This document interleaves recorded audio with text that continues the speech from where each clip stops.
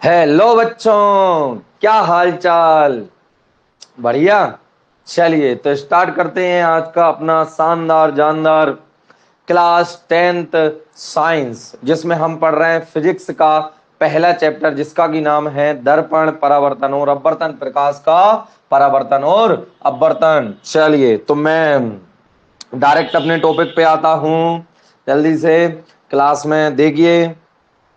हाँ भाई, तो जल्दी से अपने पेन कॉपी निकाल के बैठ जाइए, अपनी किताब निकाल लीजिए और तैयार रहिए पढ़ने के लिए। शानदार होने वाली है ये क्लास और आपको समझाने वाले हैं इसमें बहुत ही बेहतरीन चीज। एक सेकंड, थोड़ी लाइट्स कम है, उसको जला लेता हूं। चलिए तो देखिए, मैं हल्का सा, सभी बच्चे जब तक लाइव आ रहे हैं मैं हल्का सा आपको कल का बता देता हूं। मैंने कल आपको क्या पढ़ाया था।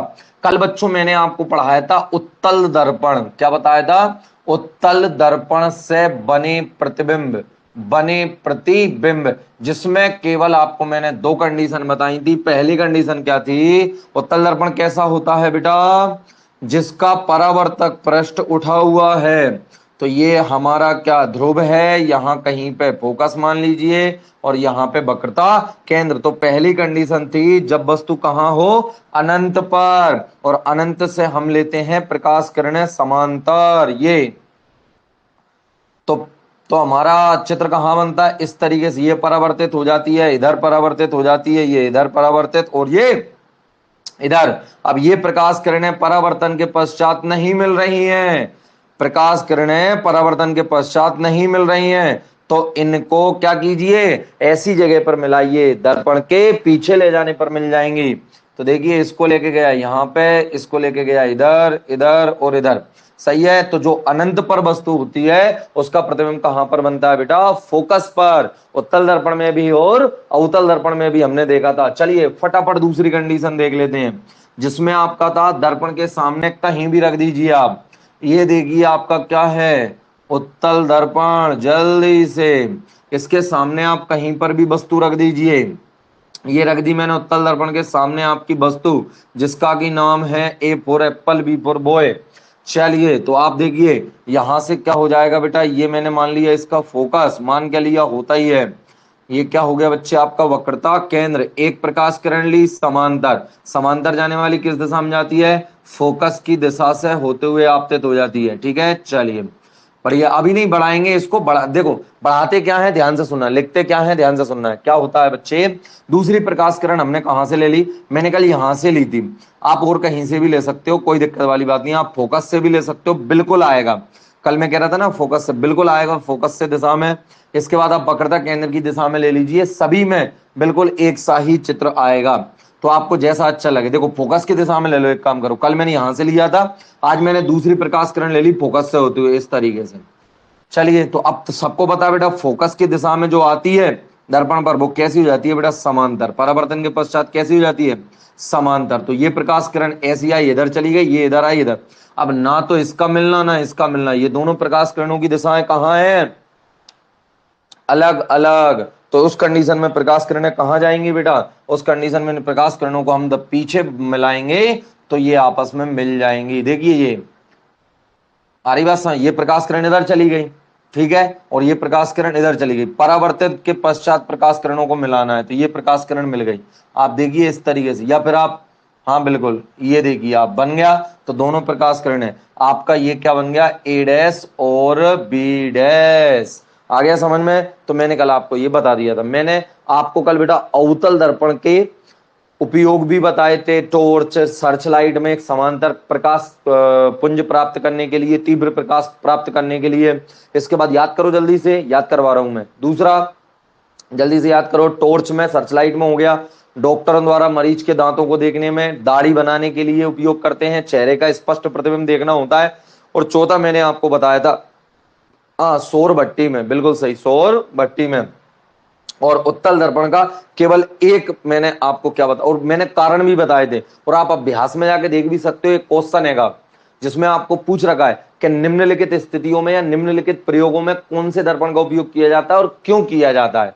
तो उस क्यों का उत्तर मैं कल दे चुका था। मतलब आप ऐसा समझ लो बच्चे कि मेरे आपको अध्याय पढ़ाने के बाद मैं जैसे आपको चैप्टर पढ़ा के बिल्कुल क्लियर कर दूंगा, इसके बाद आपको अभ्यास ही नहीं अन्य महत्वपूर्ण हुए मतलब उस चैप्टर में 10th लेवल या थोड़ा सा और भी आप मान सकते हो एनसीईआरटी से थोड़ा अपर लेवल में कोई भी क्वेश्चन आएगा वो आपसे बन जाएगा। हालांकि पाठ पढ़ने के बाद जो आपके पाठ के अंतर्गत प्रश्न दे रखे हैं और अभ्यास में दे रखे हैं, ठीक, और अन्य महत्वपूर्ण जो प्रश्न होते हैं इनको आप पढ़ोगे ये पूरे क्लियर हो जाएंगे, इस बात की गारंटी है। इनमें हल्के फुल्के आपके डाउट निकल के आएंगे वो मुझे बता देना, हम चैप्टर खत्म होने के बाद डाउट सेशन रखेंगे। बिल्कुल समझ में आ गया सभी को? ये कंडीशन है, अभ्यास भी पूरी सोल्व, सब कुछ सोल्व है। इसके बाद अब देखो दो टाइप का होता है, एक होता है बेटा आपका स्टेट लेवल का पढ़ाना, एक सीबीएसई लेवल का, और एक होता है और भी अपर लेवल का पढ़ाना। ठीक, तो अभी तो आपका चल रहा है बेटा सीबीएसई लेवल का चल रहा है। सीबीएसई भी अगर आप पेपर देने जाओ तो इस चैप्टर में से जो सीबीएसई के स्टैंडर्ड्स पे क्वेश्चन आएंगे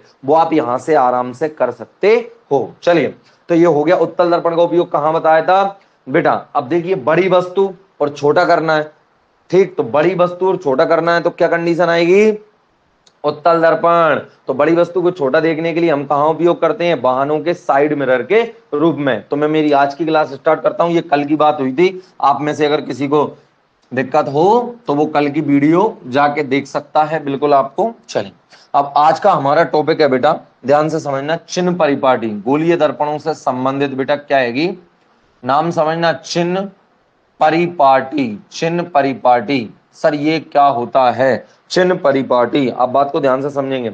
अब मैं आपको क्या बताना चाह रहा हूं, सुने प्यारे बच्चों। हमने उत्तल और अवतल दर्पण के सामने वस्तु को रखकर उसके प्रतिबिंब की स्थिति को देख लिया, ठीक।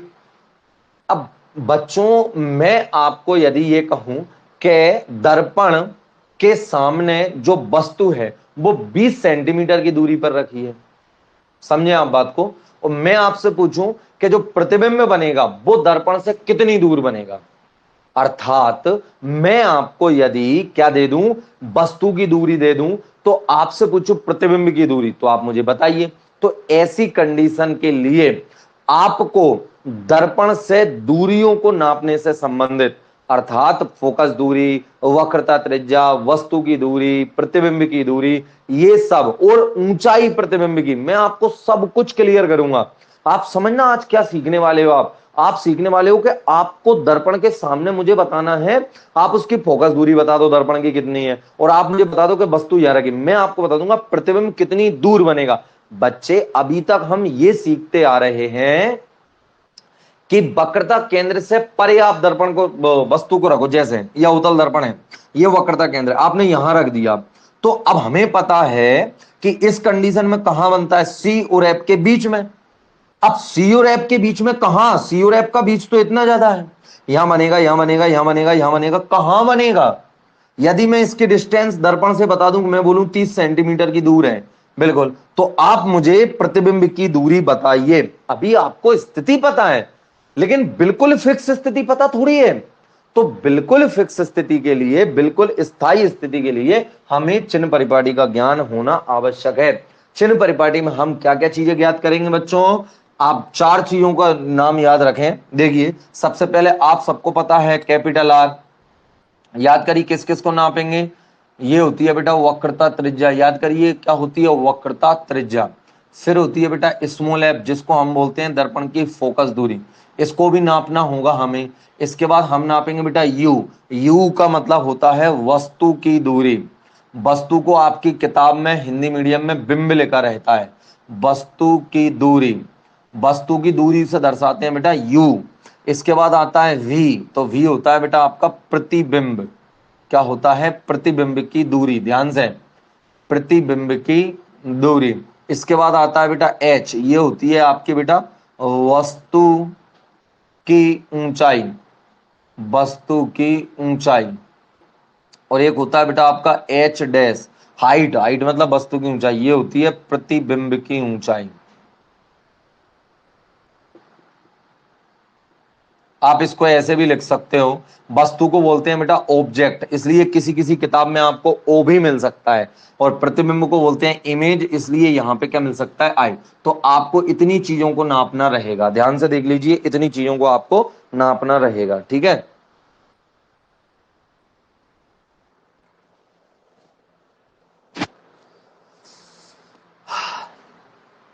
चलिए एक बार और देखिए बेटा, मैंने क्या बोला, वक्रता त्रिज्या, फोकस दूरी, बिंब की दूरी या वस्तु की दूरी, प्रतिबिंब की दूरी। मैं हमेशा वस्तु बोलूंगा, आप बिंब समझ ले।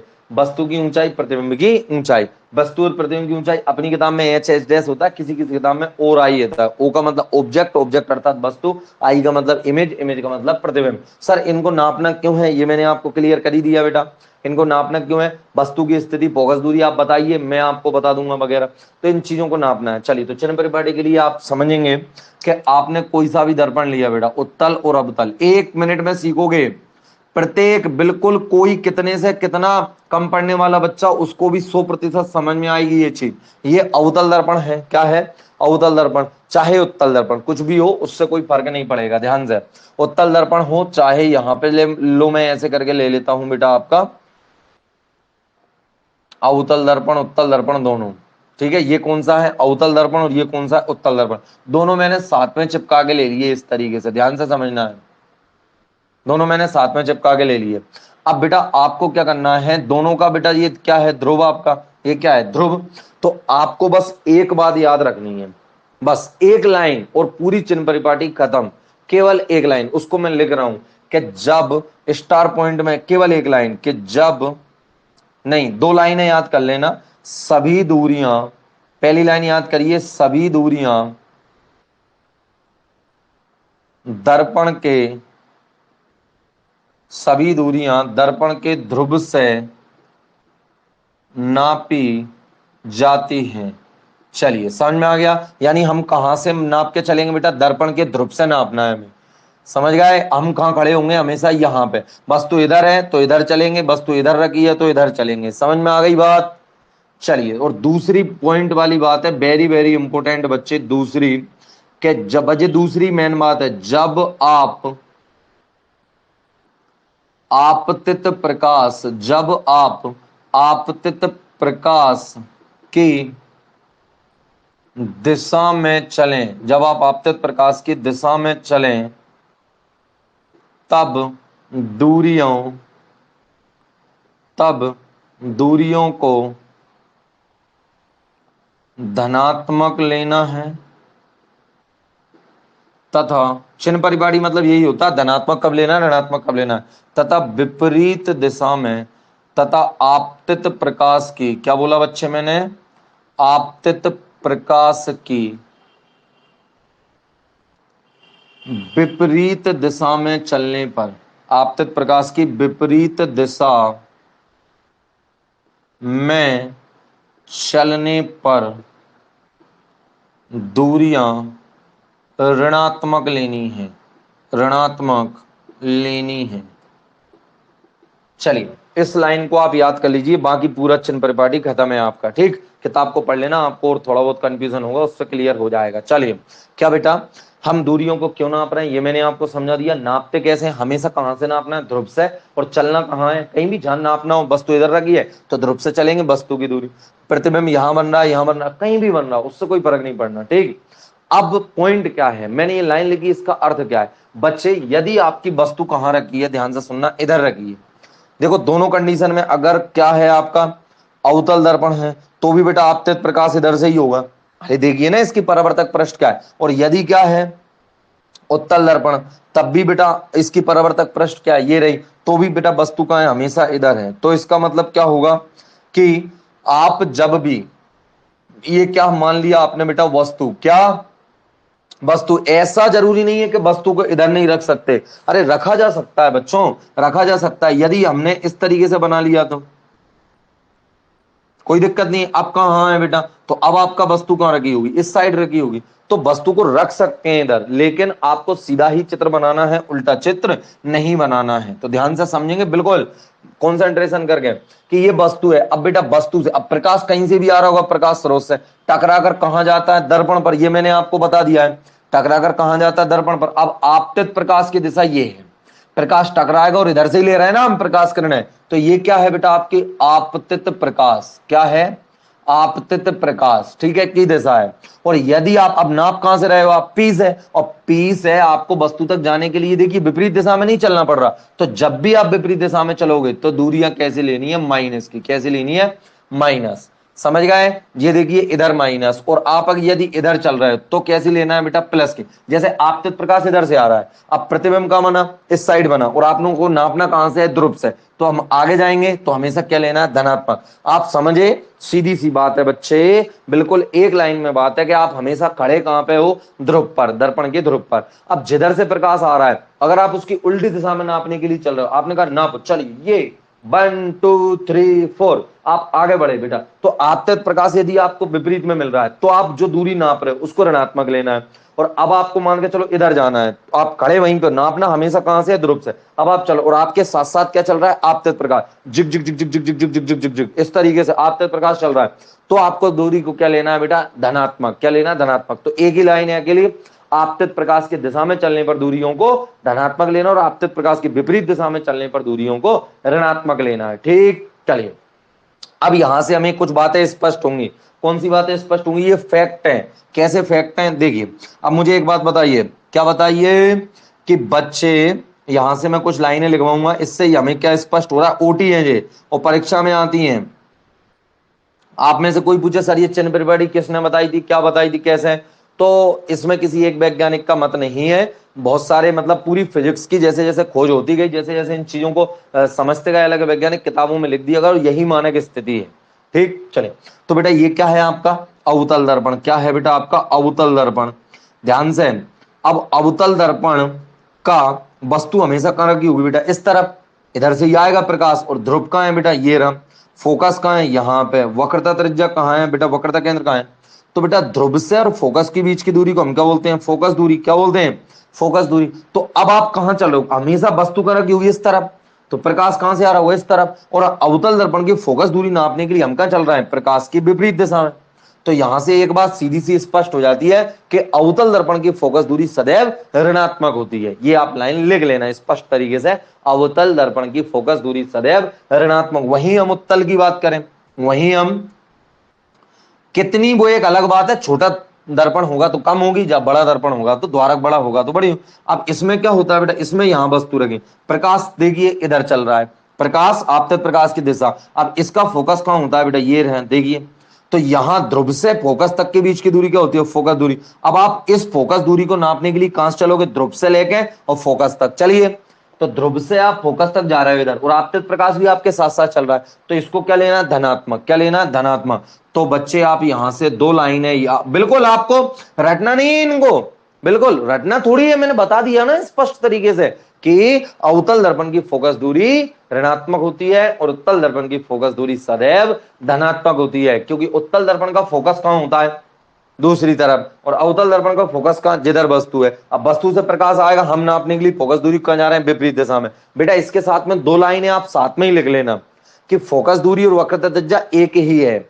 एक ही का तात्पर्य एक ही दिशा में है, सेम है।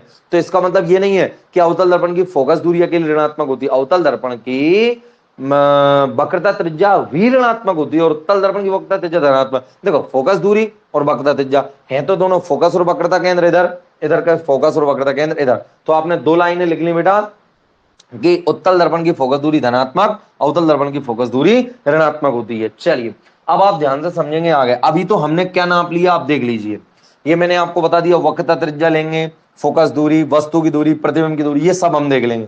अब आती है वस्तु की ऊंचाई। अब ऊंचाई इधर थोड़ी नपेगी, ऊंचाई कहां नपेगी बेटा, देखो अब आपको ऊंचाई नापना है, आप इसको है ना चिन्ह परिपाटी में किताब के अनुसार कैसा तरह का वो लिख लो। किताब में बेटा इस अक्ष को मान लिया है बाय अक्ष, तो ये बाय का धनात्मक सिरा सभी जानते हैं, ये बाय का ऋणात्मक सिरा सभी, और इसको मान लिया बेटा उन्होंने एक्स का ऋणात्मक सिरा और एक्स का धनात्मक सिरा। तो बेटा एक्स अक्ष, मूल बिंदु ये है, ध्रुव दर्पण का रखे होते हैं मूल बिंदु पर, आपने थोड़ा बहुत गणित पढ़ा होगा तो पता होगा। तो जब आप एक्स अक्ष की धनात्मक दिशा में जा रहे हो तो एक्स प्लस का लेते हैं, ऐसे दूरी को भी प्लस का लेना है। एक्स अक्ष की ऋणात्मक दिशा चलो तो दूरी ऋणात्मक लेना है, ऐसे कैसे। अब आपको क्या नापना है बेटा, प्रतिबिंब की ऊंचाई। ऊंचाई मतलब ये दर्पण है, यहां से मुख्य अक्ष है, तो यहां से ये मुख्य अक्ष है, इस मुख्य अक्ष से वस्तु की ऊंचाई कितनी है, ये हाइट नापना है। तो बिल्कुल लंबवत नापेंगे, यहीं से नापेंगे, कहीं से भी। यहां वस्तु रखी होगी, तो यहां से नाप लेंगे। वस्तु अगर यहाँ पे रखी है तो हम यहाँ पे, कहीं भी जहां वस्तु रखी है उसी हाइट से बिल्कुल लंबवत नापेंगे उसकी ऊंचाई को। ठीक, तो ऊंचाई को नापेंगे तो किस तरीके से बेटा, अब कब धनात्मक लेंगे, तो आपको कुछ नहीं करना। यदि वस्तु कहां रखी है बेटा, ऐसे है, यानी आप वस्तु को नापने के लिए बाय अक्ष की धनात्मक दिशा में जा रहे हो, तो दूरी को कैसा लेना है बेटा, प्लस का। कैसा लेना है, प्लस का। और बाय अक्ष की ऋणात्मक दिशा में जा रहे हो तो दूरी को कैसा लेना है, माइनस का। तो मेरी इतनी बात समझ में आ गई। मैं यहां पे लिख भी देता हूं तीसरी बात,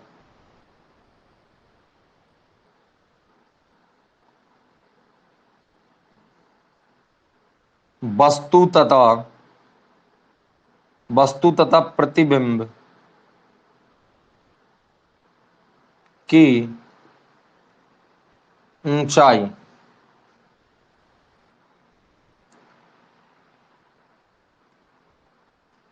नापने के लिए यदि आप बाय अक्ष की, या आप मुख्य अक्ष के ऊपर जाओ, बाय अक्ष की धनात्मक दिशा, यदि आप बाय अक्ष की धनात्मक दिशा में चलें तो ऊंचाई धनात्मक लेनी है।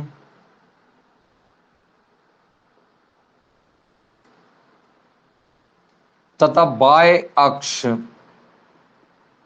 के या की ऋणात्मक, बाय अक्ष की ऋणात्मक दिशा में ऊंचाई ऋणात्मक लेनी है। ये थोड़ी लंबी लाइन हो गई बच्चों, आप इसको रटे ना, आप तो केवल चित्र में अच्छे से समझ लें। चलिए यहां तक बताइए, चिन्ह परिपाटी में किसी को कोई दिक्कत तो नहीं है, कैसे क्या नापेंगे सबको बल्कि बढ़िया समझ में आ गया। देखिए इधर वस्तु रखी है, हमेशा दो बातें याद ही तो रखनी है, हमेशा कहां से चलना है, ध्रुव से चलना है। ध्रुव से चलना है, आपतित प्रकाश की कहां जा रहा है, विपरीत दिशा में। प्रकाश जहां से आ रहा है वहां की विपरीत दिशा में चलेंगे तो दूरी ऋणात्मक, और प्रकाश आपतित प्रकाश यानी वस्तु से जो दर्पण की तरफ आ रहा होता है उसकी दिशा में चलेंगे तो धनात्मक। अब कमेंट करके मुझे जल्दी से बता दीजिए, इसको नोट डाउन आप कर लीजिए कि आपको ये बात समझ में आ गई है। फिर हम करेंगे आगे सवाल। जय श्री कृष्ण सभी को, बहुत से बच्चे जय श्री कृष्ण बोल रहे हैं।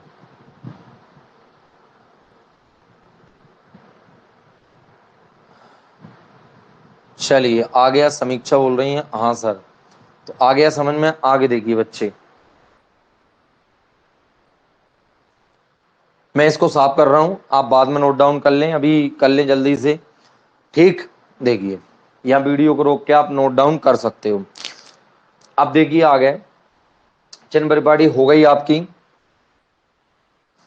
हाँ, अब है बेटा दर्पण सूत्र। अब अगला टॉपिक क्या है हमारा, दर्पण सूत्र। ये साफ कर रहा हूं मैं, चिन्ह परिपाटी आपकी हो गई, 2 लाइनें हैं।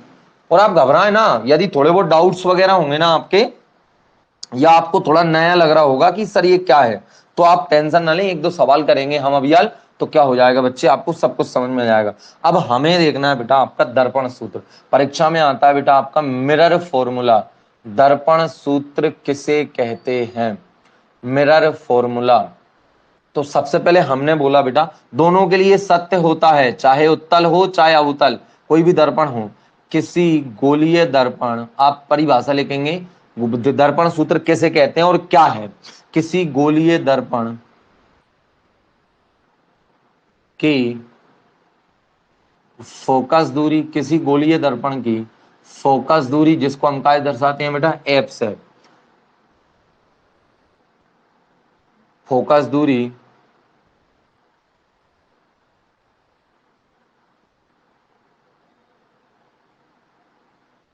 वस्तु की दूरी, और वस्तु की दूरी को हम क्या दर्शाते हैं बच्चे, यू से।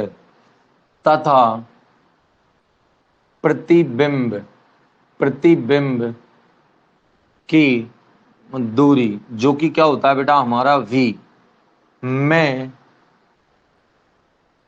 संबंध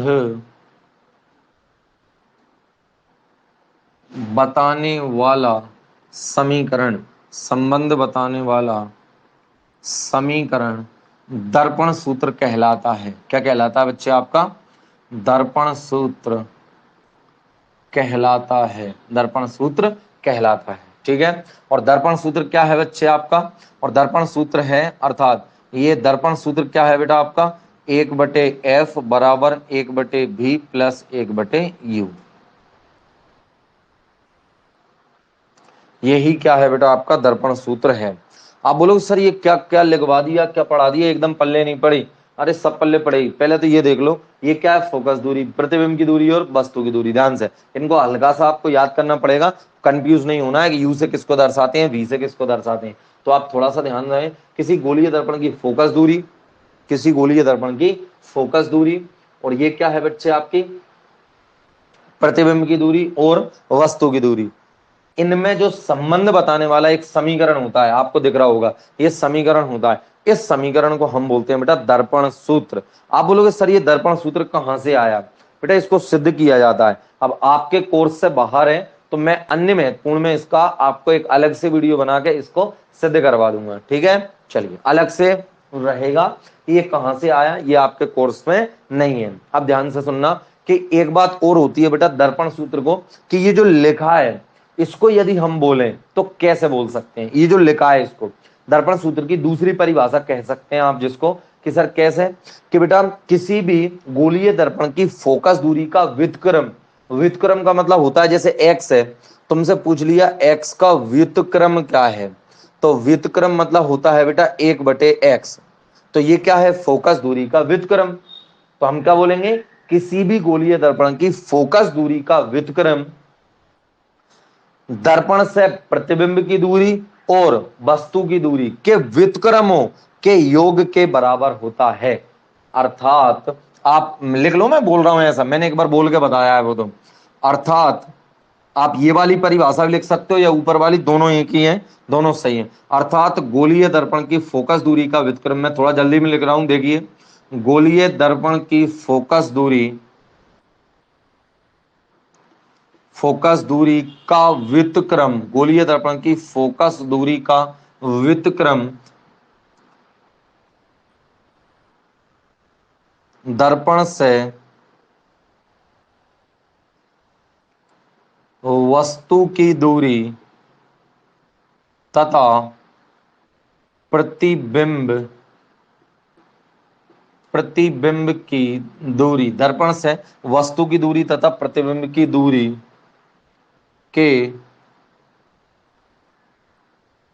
व्युत्क्रमों के योग के बराबर होती है। ठीक, इस लाइन को अच्छे से पढ़ लीजिए और देख लीजिए क्या लिखा है मैंने। किसी भी गोलीय दर्पण, क्या लिखा बच्चे, किसी भी गोलीय दर्पण,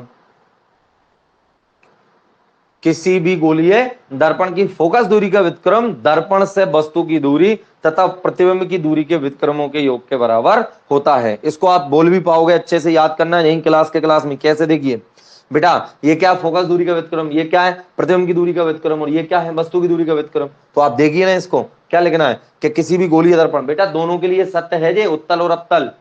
हाँ, गोलीय दर्पण के लिए बात कर रहे हैं हम, क्या दर्पण सूत्र है। तो फोकस दूरी का व्युत्क्रम वस्तु की दूरी और प्रतिबिंब की दूरी के व्युत्क्रमों के योग के बराबर होता है। यानी फोकस दूरी का व्युत्क्रम और दोनों दूरियों के व्युत्क्रमों के योग के बराबर होता है। एक बार और, फोकस दूरी का व्युत्क्रम वस्तु और प्रतिबिंब की दूरियों के व्युत्क्रमों के योग के बराबर होता है। बोल पाओगे, बोल के देख लीजिए एक बार अच्छे से आंखें बंद करके इसको। आपको यदि ये नहीं आता है तो आप आराम से इसको निकाल सकते हो, कोई दिक्कत नहीं। इसको लिख सकते हो कि गोलीय दर्पण की फोकस दूरी, प्रतिबिंब की दूरी, वस्तु की दूरी में संबंध बताने वाला समीकरण हमारा क्या होता है, दर्पण सूत्र होता है। तो इसको हम क्या कहते हैं बेटा, दर्पण फॉर्मूला कहते हैं। ध्यान से समझ लेना। परीक्षा में यदि इस तरीके से लिखा आ गया तो सर कैसे, बेटा ये 1/v उधर दे दिया तो 1/f माइनस 1/v बराबर 1/u, तो ये भी सही है।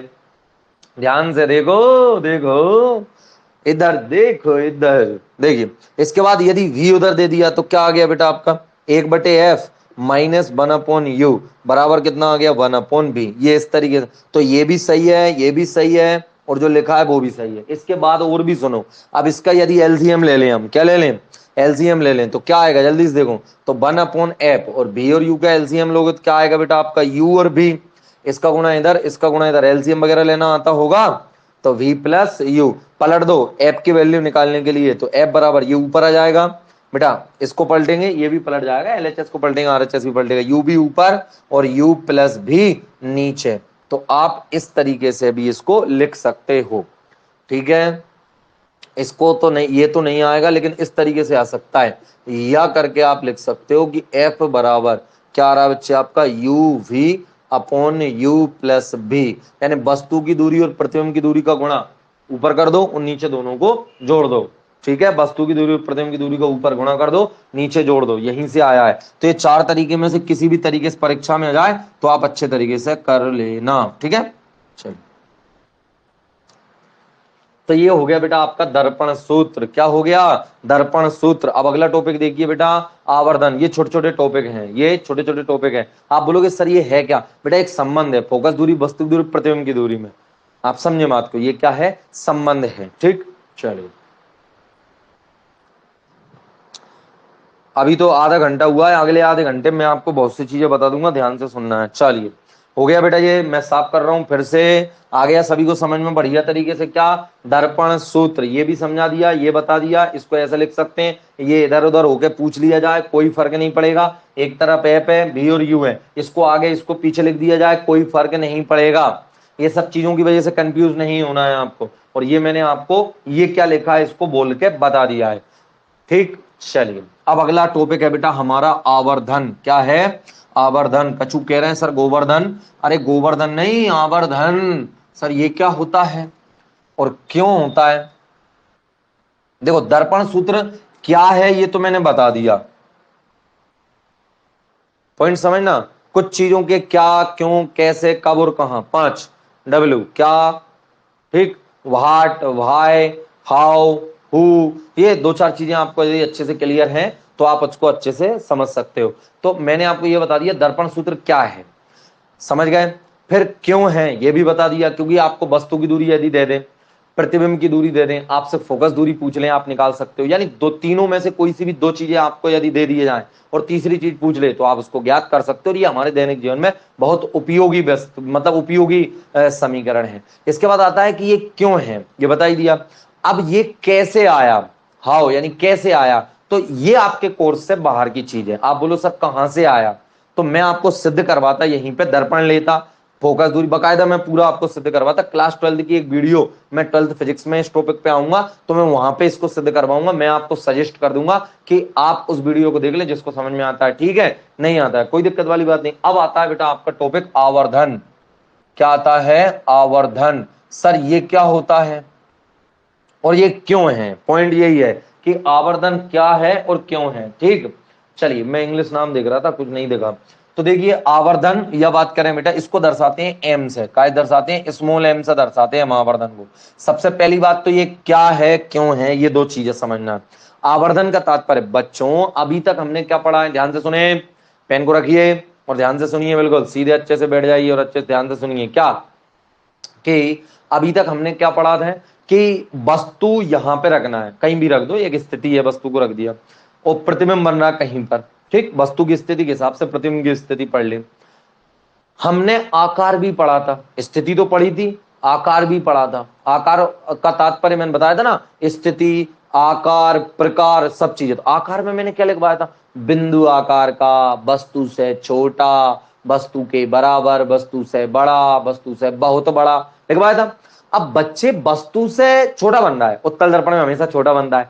आपके मन में प्रश्न नहीं आया सर कितना छोटा, सर कितना छोटा, ये भी तो पता होना चाहिए। अगर मैं आपको बता दूं कि 5 सेंटीमीटर की वस्तु है, 5 सेंटीमीटर लंबाई की वस्तु है, तो प्रतिबिंब कितना बनेगा? क्या सर 5 छोटा बनेगा? आपने बोला था सर कितना छोटा, 2 centimetre, 3 centimetre, 2.5 centimetre, 1.5 centimetre, 1 centimetre, कितना बनेगा? छोटा तो है, छोटा तो छोटा होता है, छोटा तो 5 से छोटा कुछ भी होता है, 5 से छोटा तो 4 भी होता है, 3 भी होता है, 2 भी होता है कि नहीं होता है एकदम। तो आपको आवर्धन से पता चलेगा कि वस्तु के हिसाब से, वस्तु की साइज के हिसाब से प्रतिबिंब की साइज कितनी होगी, उसको बोलते हैं हम आवर्धन।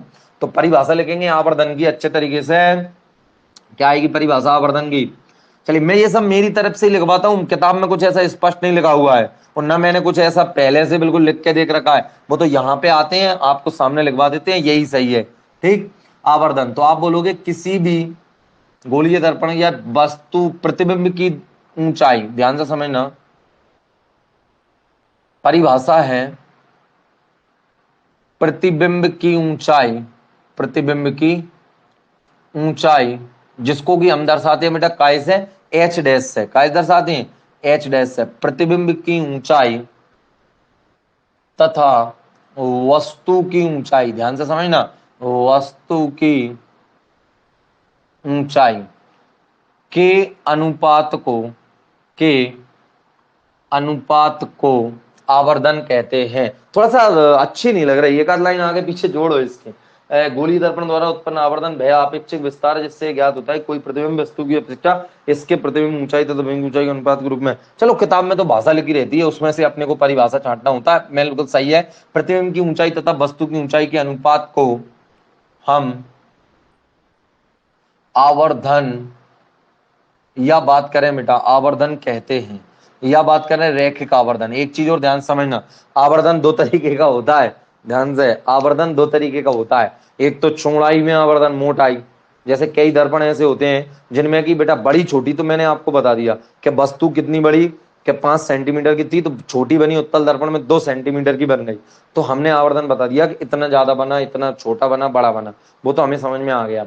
लेकिन इसके बाद मान लो वस्तु की मोटाई बढ़ गई हो, वस्तु ऐसी थी उसकी मोटाई हो गई ऐसे फूल का बुम हो गया वो, ठीक, तो मोटाई हमें यहाँ से पता नहीं चलेगी, उसको बोलते हैं बेटा, हम जो पढ़ रहे हैं वो केवल रैखिक आवर्धन है, अर्थात एक सीधी सरल रेखा में वस्तु कितनी बड़ी है कितनी घटी है ये अकेला बता पाएंगे, इस दिशा में वस्तु कितनी बड़ी घटी है ये हम नहीं बताएंगे। ठीक, चलिए, तो आगे प्रतिबिंब की ऊंचाई यहाँ पे ये आवर्धन में, सर वो वाली बताने के लिए वही फिर बड़ी क्लासों का टॉपिक है, ऊंचाई के अनुपात को हम आवर्धन कहते हैं, तो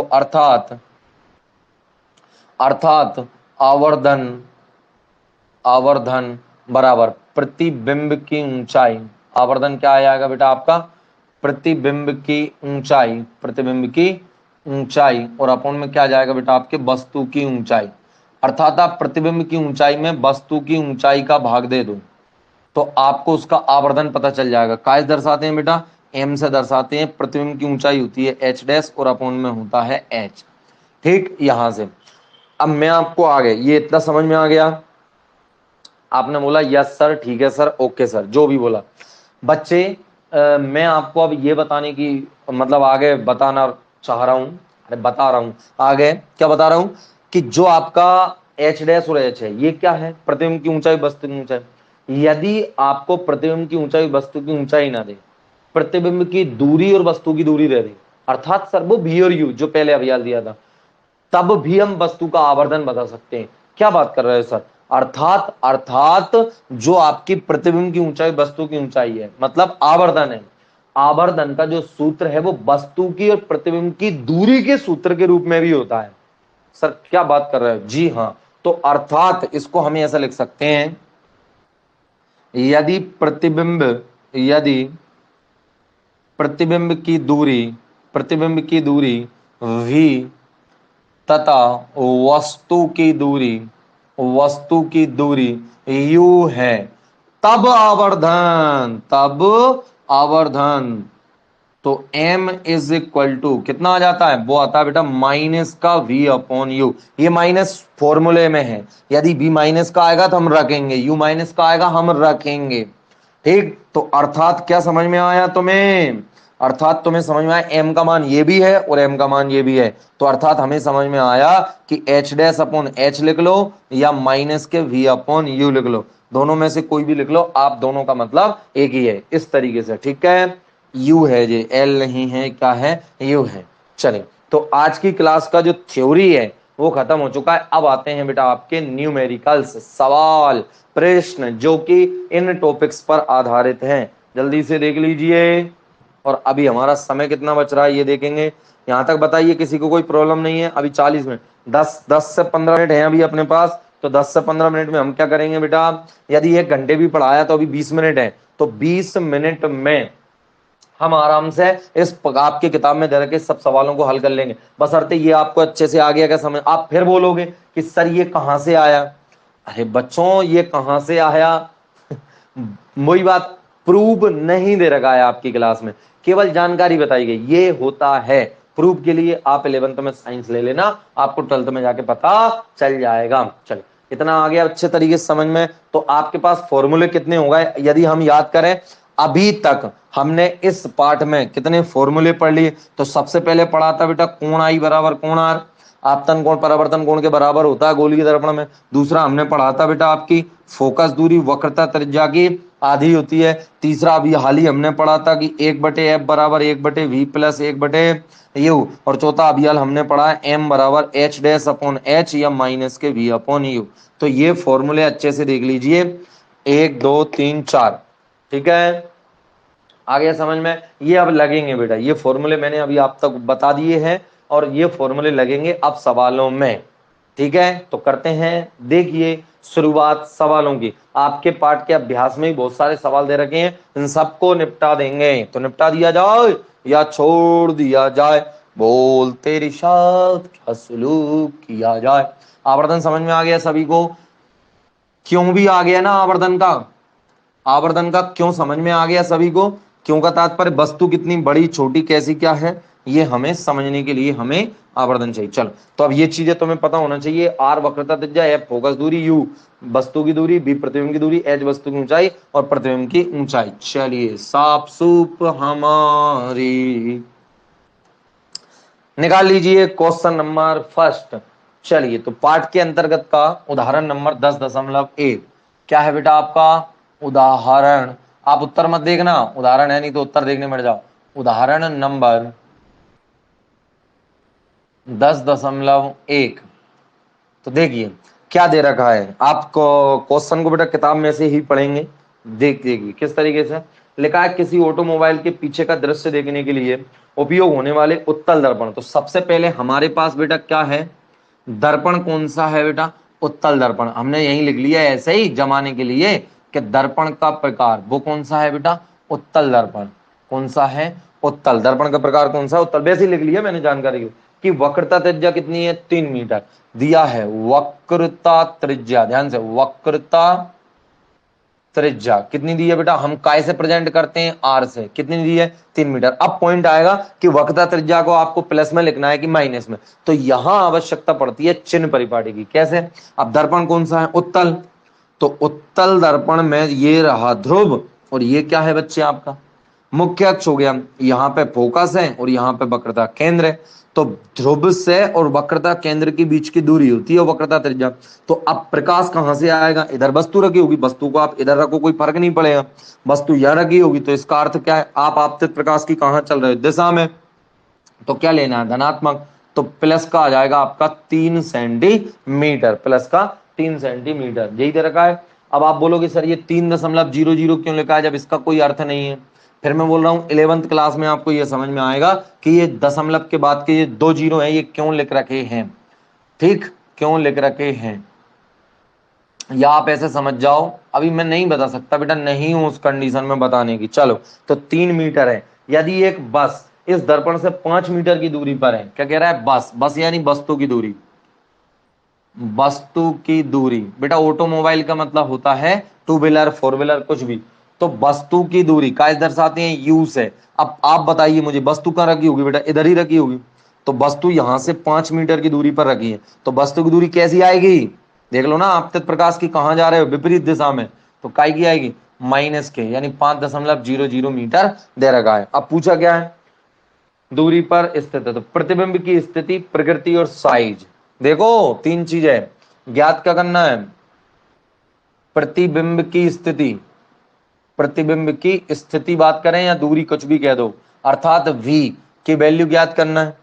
फिर दूसरा कह रहा है बेटा आपका साइज, साइज का मतलब होता है बेटा आपका m ज्ञात करना है। एक और क्या कह रहा है, प्रकृति ज्ञात करना है।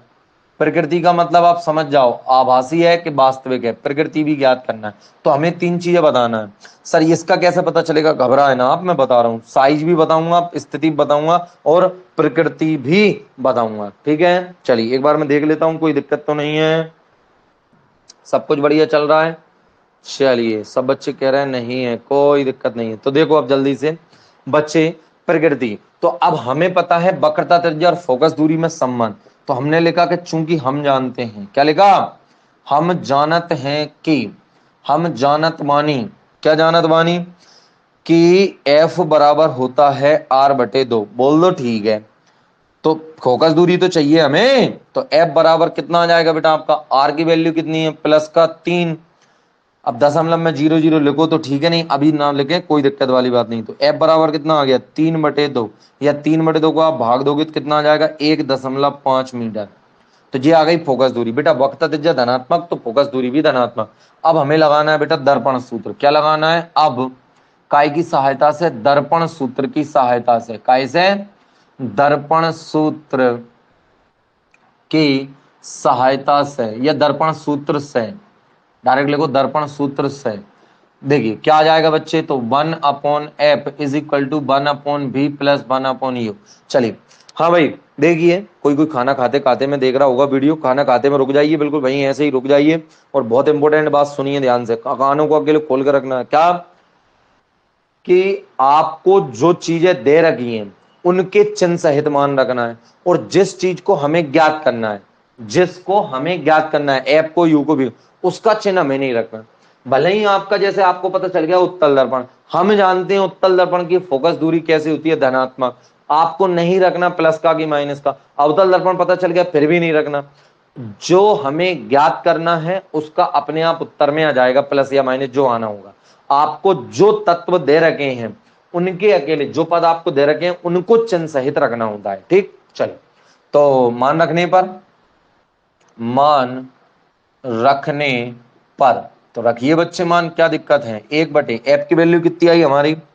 1.5 बराबर, v हमें ज्ञात करना है, प्लस u की वैल्यू कितनी है बेटा हमारी? u की वैल्यू देखो कितनी है? -5। कितनी है? -5। ये जीरो मैं नहीं लिख रहा हूं, ठीक बेटा। माइनस से प्लस क्या हो जाएगा अच्छे से देखो? 1/1/5 लिखा है, 1/v, प्लस और माइनस आपके हो गए माइनस, ये 1/5 इधर आ गया, काय का हो जाएगा? प्लस का। तो 1/1.5, ये पूरा पद ले रहा हूं मैं, 5 अकेला नहीं ले रहा, 5 तो फिर गुणा गुणा में आता, पूरा पद उठा के ले रहा हूं।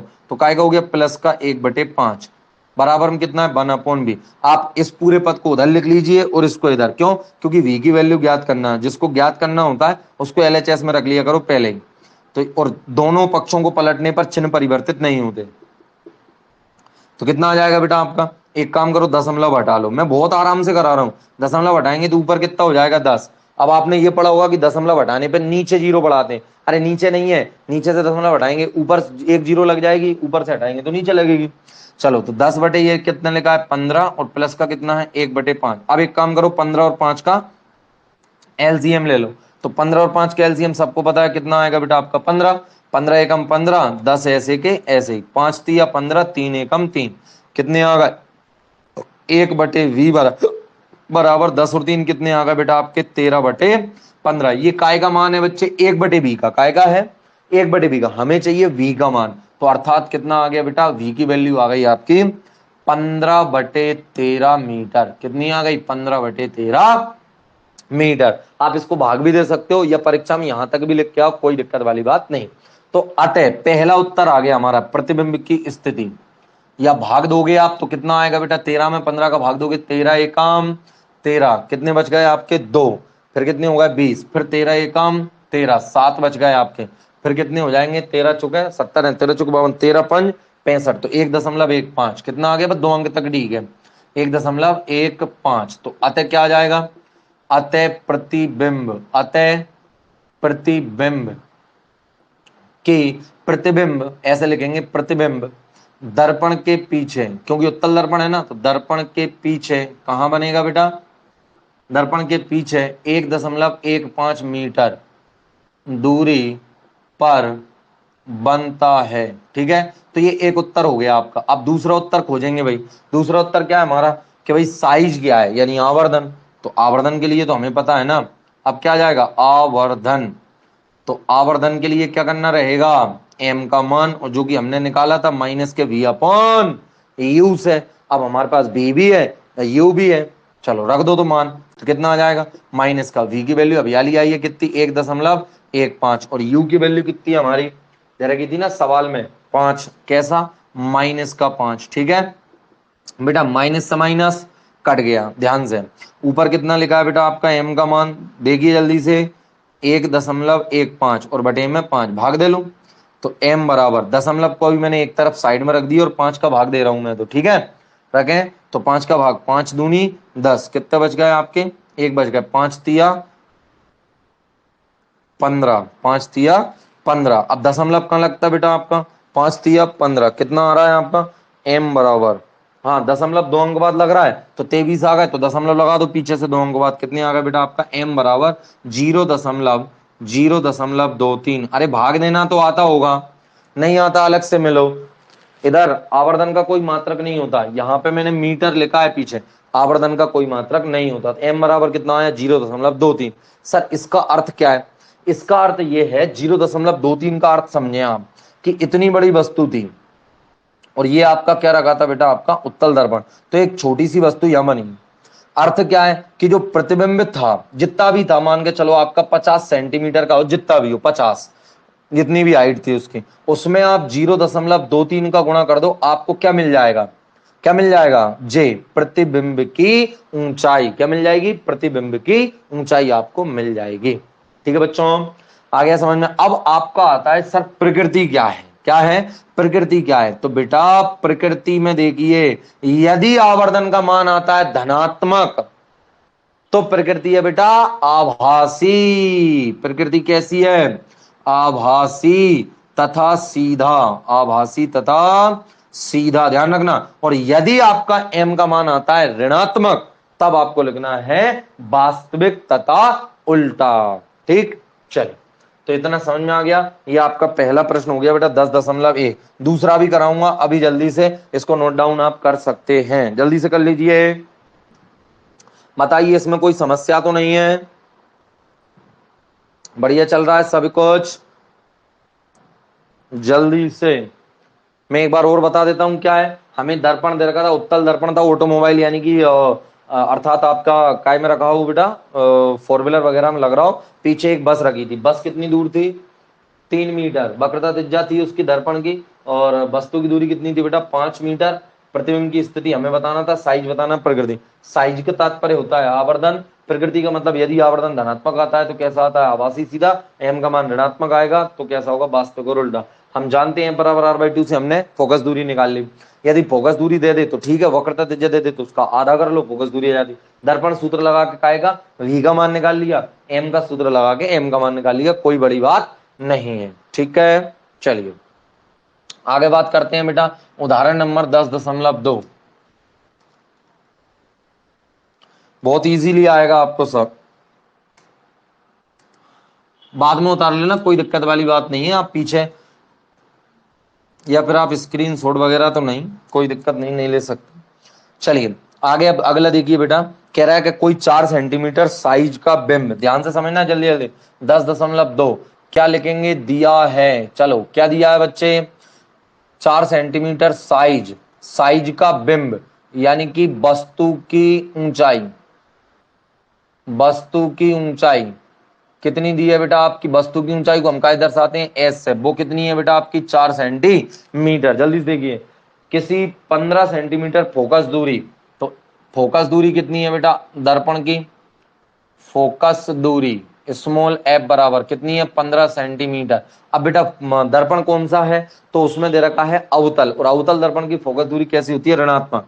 देख लीजिए जल्दी से, ये क्या है ध्रुव, इधर क्या है फोकस, यहां से यहां तक आपकी हो गई फोकस दूरी। अब वस्तु तो इधर ही रखी होगी तो प्रकाश इधर जाएगा ना, आप विपरीत दिशा में रहे हो तो क्या आएगा, माइनस का आएगा। यहाँ पे लिख लेना दर्पण कौन सा है, अवतल दर्पण, अवलत नहीं, अवतल दर्पण, अवतल दर्पण है स्टार्टिंग में।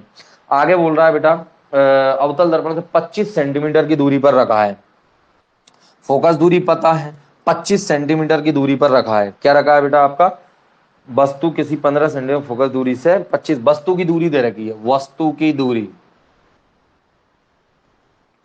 वो वस्तु की दूरी। अब सभी जानते हैं वस्तु की दूरी क्या ऐसे दर्शाते हैं, यू से, और वो भी कहाँ रखा है बेटा, समझ जाओ सामने, तो काय का आएगा माइनस का, और कितना रखा है 25 सेंटीमीटर। आगे कह रहा है दर्पण से कितनी दूरी पर किसी पर्दे को रखा जाए, दर्पण से कितनी दूरी पर किसी पर्दे को रखा जाए कि स्पष्ट प्रतिबिंब प्राप्त हो, और प्रतिबिंब की प्रकृति बताइए और साइज भी, अर्थात तीनों चीजें पूछी हैं।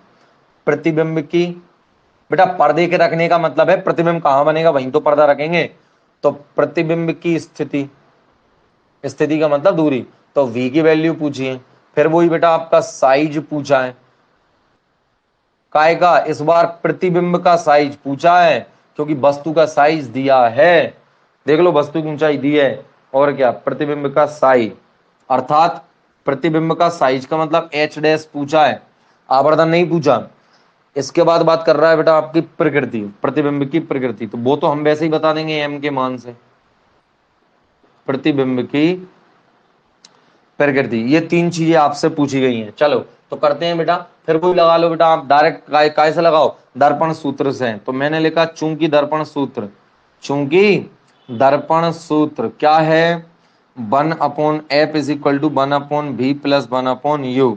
तो 1/, एफ की वैल्यू कितनी दे रखी है जल्दी बताओ, -15 इज इक्वल टू में 1/v की वैल्यू नहीं है पता, u की वैल्यू -1/-25, इसको इधर ले आइए, तो देखो 25 इधर आएगा, काय का हो जाएगा प्लस का, ये माइनस तो ऐसा कैसा ही था बेटा, बराबर में 1/v, इसको इधर, अब याली बताया था क्यों लिखना होता है। तो 1/v is equal to 1/25 minus 1/15। बेटा जब इस पद को इधर और इस पद को इधर लिखते हैं, मतलब एलएचएस को आरएचएस में, आरएचएस को एलएच, तो कोई चिन्ह परिवर्तन नहीं होता। 25 और 15 इनका एलसीएम सभी जानते हैं, 25 एकम 25, 25 दूनी 50, 25 तिया 75, 25 तिया 75, 3 एकम 3, 15 5 75, 5 एकम 5, एलसीएम लेना आता होगा। अब नहीं आता है तो यहां तक क्या करने आ गए, 3 में से 5 गए, माइनस के 2/75, बी की वैल्यू क्या आ जाएगी, बी की वैल्यू हो जाएगी -के 75/2। अब 75 का आधा तो जानते हो, 35 दूनी 70, 36 दूनी 72, 37 दूनी होते हैं 74, यानी कि -37.5, इतनी दूर बनेगा। ठीक है, अच्छी बात है, कहीं मैंने देख लो 37.5 में, एक सेकंड आंसर को मिलाता हूं कितना आ रहा है, बिल्कुल राइट, -37.5 सेंटीमीटर, सही है। अरे गलत क्यों आएगा जब सब कुछ सही कर रहे हैं तो। चलिए, तो इतना आ गया बच्चे समझ में, ये क्या आ गया, अतः प्रतिबिंब की स्थिति, प्रतिबिंब, अतः हम यह लिख देंगे, अतः पर्दे को दर्पण के सामने कहाँ रखना है बेटा, दर्पण के सामने कहाँ रखना है, 37.5 सेंटीमीटर की दूरी पर रखा जाए। ठीक, चलिए अब इसके बाद हमें दूसरी चीज क्या ज्ञात करना है, प्रतिबिंब का साइज। अब हमारे पास m का मान है नहीं है, v और u से निकाल लो आप, या तो निकालना चाहो तो आप ऐसे निकाल लोगे आवर्धन। अब क्या निकालना है बेटा हमें, अब आवर्धन, आवर्धन के सूत्र से हम जानते हैं क्या होता है बेटा, h' बराबर होता है -v/u। जल्दी से बताइए, m का मान नहीं निकालना है इसलिए मैंने m नहीं लिखा, हमें h' बराबर क्या होता है, -v/u। अब हमें चूंकि h' ज्ञात करना है, बोल दो ठीक है, h को उधर ले जाओ तो डायरेक्ट ही आ जाएगा आपका, गुणा कर देना आप किस में, -v/u, रख दो तीनों के मान जो कि हमें पता है, माइनस, देखो v की वैल्यू कितनी आई है बेटा, जो आना है वही लिखेंगे, -37.5, h का वैल्यू कितनी है बेटा आपकी 4, और बटे में u की वैल्यू कितनी है हमारी -25। तो आप h डैश इज इक्वल, इस माइनस से इस माइनस को काट दो, या इसको इससे काट दो, एक माइनस ऊपर फिर भी रहेगा, गुणा कर लीजिए बेटा 37.5 का 4 में, कितना आ जाएगा, 2 बार में 75 आ रहा था, तो 4 बार में कितना आ जाएगा 150, कितना आ जाएगा 150, और क्या 150, बिल्कुल सही है 150 ही आएगा, 150, और बटे में कितने आ गए 25, 25 छक्के 150, एच डैश बराबर कितने आ गए -6 सेंटीमीटर। तो अब इसका अर्थ क्या हुआ बेटा, अतः जो आपका प्रतिबिंब की साइज है, अतः प्रतिबिंब की साइज वो कितनी है बेटा 6 सेंटीमीटर। अब मेरी बात ध्यान सुनना, माइनस का है, कैसा है माइनस का। अब बेटा प्रतिबिंब माइनस का है तो मुझे एक बात बताइए, माइनस का है अर्थात कहां बना होगा बेटा नीचे, और नीचे यदि उत्तल दर्पण के सामने बना है तो वो कैसा होता है बेटा आपका वास्तविक। कैसा होता है? वास्तविक व उल्टा। तो प्रकृति क्या है? वास्तविक व उल्टा। कहां से आ गया समझ में बेटा? माइनस का आया, उत्तर काय का आ रहा है? माइनस का। माइनस तो तब लिया होगा जब कहाँ आया होगा? नीचे। चिन्ह परिपाटी को देखिए आप अच्छे तरीके से। तो ये तीन उत्तर आपको मैंने बता दिए। तो कितने क्वेश्चन हो गए बेटा आपके? दो क्वेश्चन हो गए, 10.1 और 10.2। कुछ आपके और दे रखे हैं, उनको आपको करना है। यहां तक कोई डाउट बताइए जल्दी से। चलो, इसको लिखने के बाद जल्दी से मुझे बताइए कैसी लगी आज की क्लास। और आपका 1 घंटा करेक्ट हो चुका है, कंप्लीट। बताइए कैसी रही क्लास? आया बढ़िया समझ में? मजे आ रहे हैं आपको? अच्छी लग रही है कि क्लास है? बेटा अभ्यास में इसी टाइप के दर्पण से जो रिलेटेड क्वेश्चन है उनको आपको करना है। इसके बाद आपके इसी प्रश्न में दे रखा है फोकस दूरी ज्ञात कीजिए, वक्रता त्रिज्या। अब वक्रता त्रिज्या 32 सेंटीमीटर, फोकस दूरी 16 सेंटीमीटर। कह रहा है कोई अवतल दर्पण के सामने 10 सेंटीमीटर दूरी रखने पर वस्तु का 3 गुना आवर्धित आपको करना है। ठीक, आपके लिए होमवर्क है, बहुत सिंपल है, मैं अभी समझा दूंगा अगर समझाने को जाए तो, लेकिन आपको पढ़ना है। और आपके अभ्यास में भी कुछ प्रश्न दे रखे हैं इसी से रिलेटेड, उनको भी आपको कंप्लीट करना है। तो देवी और सज्जनों, कैसी लगी आज की क्लास आपको? आशा करता हूं कि आपको अच्छा लग रहा होगा, ऑफलाइन क्लास जैसा ही लग रहा होगा। ठीक है, चलिए, तो और कुछ कहना हो कह दो क्लास के बारे में, हमारे बारे में, आपके बारे में, जो भी कुछ आपको बात करनी हो आप कर सकते हो जल्दी से। आज की क्लास में बहुत कुछ पढ़ाया है। चिन्ह परिपाटी खड़े कहाँ होते हैं? ध्रुव पर। आपतित प्रकाश की विपरीत दिशा में तो ऋणात्मक, दिशा में तो धनात्मक। फिर हमने दर्पण सूत्र पढ़ा, आवर्धन पढ़ा, और 2 सवाल मैंने आपको करवाया, और कल की क्लास का रिवीजन भी करवाया था स्टार्टिंग के 5 मिनट में। तो आपका हो चुका है बच्चे परावर्तन, परावर्तन